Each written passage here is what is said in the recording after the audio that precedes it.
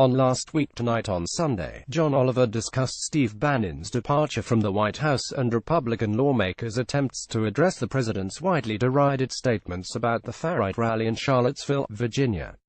We begin tonight with the White House, still a beautiful building despite what's currently happening inside it, Oliver began. On Friday, there was some big news. Yes, Steve Bannon is gone, presumably to spend more time sucking his own cock. He leaves behind a legacy defined by quasi-constitutional xenophobia, unfulfilled campaign promises and a definitive answer to the question what would happen if Martin Sheen ate nothing besides sea salt for 1,000 years. And while it was shocking, Bannon is just the latest in a string of recent departures, Oliver continued, showing a photograph from January of Donald Trump surrounded by Bannon, Reince Priebus, Mike Flynn, Sean Spicer and Mike Pence. Wow, he is surrounded by 4 white nothings and Mike Pence. But the truly depressing thing about Bannon's departure is just how utterly unsatisfying it actually is. Yes, one panderer to white nationalists has left the White House. The problem is the one he was working for is still very much there. And on Tuesday, Trump doubled down on his remarks about the groups marching in Charlottesville last weekend.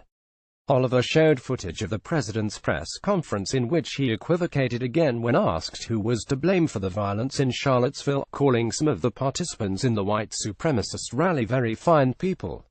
No, they weren't, Oliver said. I'll tell you why. If you are marching with white nationalists, you are by definition not a very nice person.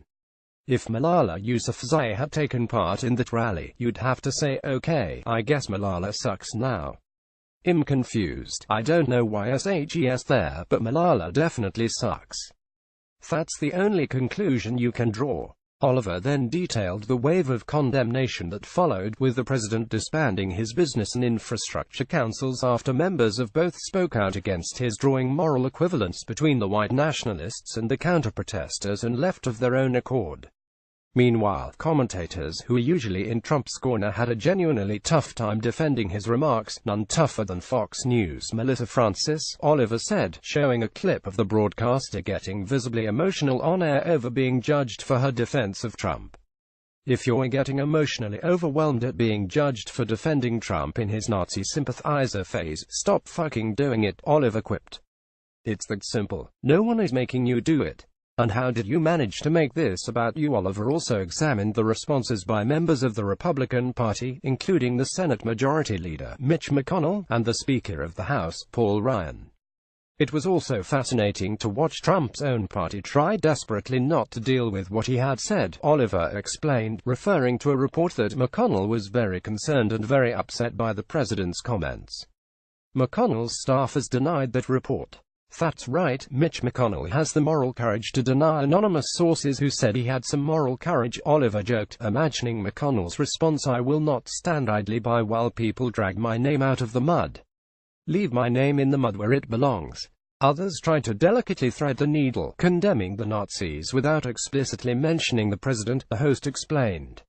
Take Paul Ryan, a man whose spine ran away from home 10 years ago and is now living on a spine commune in northern Vermont. Oliver showed Ryan's tweet, in which he condemned white supremacy as repulsive but failed to mention the president or address his apparent sympathies for the white nationalist cause. You can mention him, HES, not Voldemort, Oliver said. He's just a terrifying entity who viciously attacks his enemies and judges people based on the birth rate. You know what I do hear it now, Oliver concluded. I'd take that back.